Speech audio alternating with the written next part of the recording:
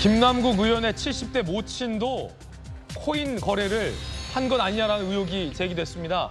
새벽에도 70대 노모가 코인 거래를 했다라는 흔적이 나왔다는 건데 전문가들은 만약에 그게 사실이라면 70대 노모가 코인 거래한 것이 아니라 그 명의로 차명으로 김남국 의원이 거래한 거 아니냐라는 의혹을 제기했습니다. 함께 보시죠. 서울 남부지법 형사 6부 2020년 전후 김남국 의원 모친 70대 모친과 여동생 명의의 코인 지갑에서 수천만 원 상당의 가상화폐 거래 흔적이 나왔다라는 사실을 밝혀냈습니다. 코인 전문가는 가족 명의로 차명 거래를 한 것인지 미공개 정보를 제공한 것인지 철저한 수사를 규명해야 된다라고 밝혔습니다. 새벽 시간에 70대 노모가 코인 거래를 했다? 수천만 원의 자금 거래 흔적이 나왔다는 건데 야 이거 정말로 트렌디한 어머니시거나 코인의 밝은 집안이거나 네. 대대로 아니면 김남국 의원이 네. 차명으로 한 거거나. 네. 노인들이 새벽잠이 없기는 하죠.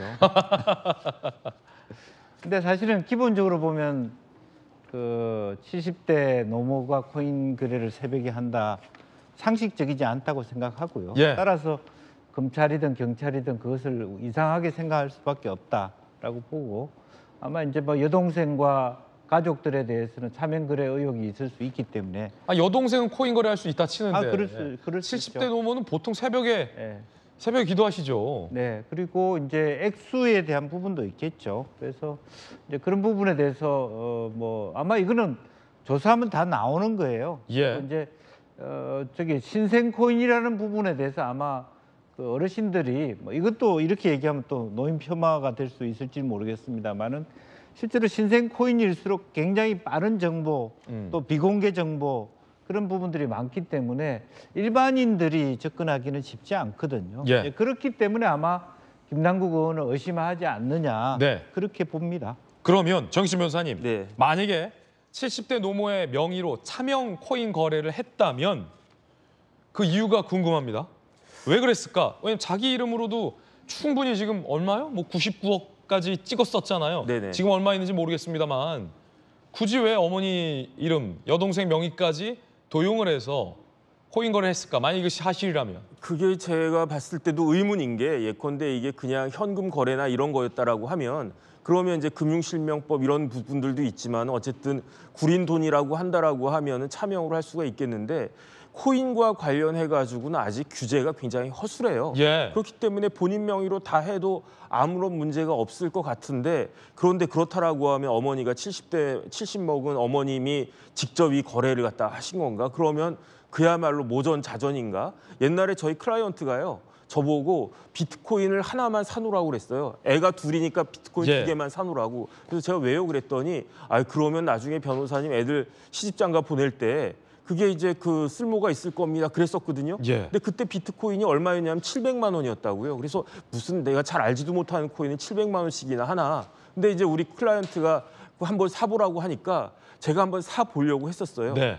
못 사겠더라고요. 복잡해가지고. 복잡해서. 그래서 저도 복잡해가지고 시간도 없고 그래서 뭐 계좌 만들고 뭐 어쩌고 저쩌고 막 하라고 그래가지고 전 포기를 했는데 70대 노모가 그런 것까지 다 할 정도라고 하니 과연 김남국 의원의 어머님답다 그런 생각이 들기는 드는데 근데 만약에 이게 차명으로 된 것이 맞다라고 하면 뭔가 석연치 않은 그런 부분들이 있다라고 하는 거고 예를 들어 미공개 정보 얘기가 나오는 이유가 그렇군요. 석연치 않다라고 하는 건 결국은 그 돈이 그 코인이 부정한 코인일 수 있다라는 이야기가 예. 될 것이고 그렇다라고 하면은 미공개 정보를 받은 것이거나 뭐 아니면 에어드랍보다도 더 그 넘어서는 뇌물성 그런 코인일 수 있겠거나 네. 이런 의심이 가는 거는 확실한데 이런 부분들에 대해서 김남국 의원이 본인이 명확하게 여기에 대해서 시시비비를 밝혀야 이렇게 의혹이 막 뭉게뭉게 이렇게 일어나는 일을 피할 수 있지 않을까 그런 생각이 듭니다. 자, 박정화 의원님, 이거 네. 70대 노모가 새벽에 코인 거래했다라고 과연 믿을 사람이 많을까 궁금하고 김남국 의원 해명해야 될 것 같아요. 왜냐하면 젊디 젊은 트렌디한 전용기 의원도 100만 원어치 코인 시험 삼아서 넣어놨는데 그거 지금 10만 원 됐어요. 그러니까. 못해. 젊은 사람도 못해. 10만 원이에요? 14만 원이에요? 14만 6천 원입니다. 14만 6천 원으로 100만 원이 이렇게 됐어요. 근데 70대 노모가 거래한다고요? 이걸 어떻게 믿습니까? 저는 시작도 못해요. 코인 어떻게 하는지도 모를 정도인데 사실은 그 70대 노모가 새벽 시간에 저거를 거래했다는 거는 우리가 복잡한 거 다 빼고 지금 그 김남국 의원은 뭐 야당 의원님들한테 전화해서 자기를 또 항변하기도 하고 윤리심판자문위원회에서 제명을 결의해가지고 권고를 했는데도 거기에 저항하고 있는데요. 저는 지금 강제 수사가 진행 중인 걸로 알고 있는데 이게 좀 더 신속하게 수사가 있어야 된다고 봅니다. 이 처음 동아일보가 아마 단독 보도를 통해서 이게 소개가 된 것 같은데 앞으로 유사한 내용들이 더 나올 개연성은 나는 충분히 있다고 봐요. 네. 그렇기 때문에 다 복잡한 거 다 털어버리고 애초에 우리가 궁금해했던 것 과연 시작했던 시드머니는 어떻게 조성된 건가? 두 번째, 김남국 의원은 그럼 과연 내부 정보를 이용해서 부당한 거래를 했던 것 아닌가? 마지막, 에어드랍 등 뭐해서 어디선가 편의를 제공하고 그의 대가로 무언가 코인을 받았던 건 아닌가? 이거에 대해서 본인이 떳떳하게 그러면 해명을 하거나 아니면 빨리 계속 지금 그 거부하고 있고 그다음에 아니라고 부정하고 있으니까 빨리 강제 수사 빨리 신속하게 진행해서 예. 이런 것들 명명백백하게 나와야 지금 현재 전용기 의원님처럼 순수한 의미로 코인을 해보려고 하고 거기에서 손해봤던 사람들도 오해 안 받는 그런 상황이 오지 않을까 싶은 생각이 듭니다. 빨리 예. 수사가 신속하게 진행돼야 된다고 생각해요. 가족, 김남국 의원의 가족도 수천만 원 코인 거래한 정황이 발견됐고 70대 노모가 새벽에 코인 거래한 흔적이 나왔다는 건데 여러분들은 어떻게 생각하십니까? 이걸 도대체 어떻게 봐야 됩니까? 그리고 조금 전 뉴스 속보로 저희가 소개해드렸는데 민주당의 박광원 원내대표가 김은경 혁신위원장 발언에 대해서 사과를 했습니다. 대신 사과를 했습니다. 근데 이것도 참 혁신위원장이 한 걸 혁신위는 사과를 거부하는데 원내대표가 대신 사과할 일인가 싶습니다. 그럼 원내대표가 사과했으면 혁신위도 사과해야 되는 거 아니냐라는 논란도 뒤따를 걸로 보입니다. 뉴스 속보 짤막히 다시 한번 전해드리고 김남국 의원이 제명 표결을 앞두고 있잖아요. 국회의원직이 달린 문제, 절체절명의 위기 상황으로 볼 수 있는데 동료 의원들에게 호소했습니다. 5차례 소명 과정 수백 쪽 소명서 제출했다. 징계 당사자로서 너무나 억울하다라는 취지의 호소문입니다. 양옆에 동료 의원이 자리하는데 수백 회 거래는 현실적으로 불가능하다라고 이게 지금 검찰의 수사 상황까지 부인을 했습니다.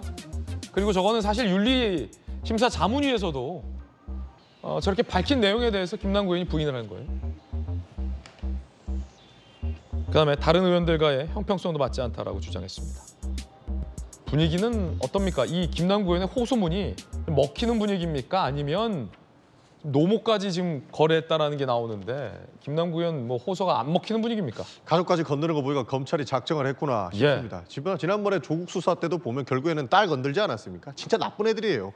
이렇게 하면 안 된다고 생각하는데 결국 또 가족 건드려가지고 돈 못 벌었나 봐요. 돈 벌었으면 또 김남국 의원 모친이 돈 벌었다고 얘기할 것 아닙니까? 이 정도 보도 나온 거면은 돈은 못 벌었나 봐요. 그런 돈은 못 생각 벌었다. 들고 전용기처럼 돈은 못 벌었다. 그렇죠. 예, 아마 14만 이랬을 6천 원. 겁니다. 예.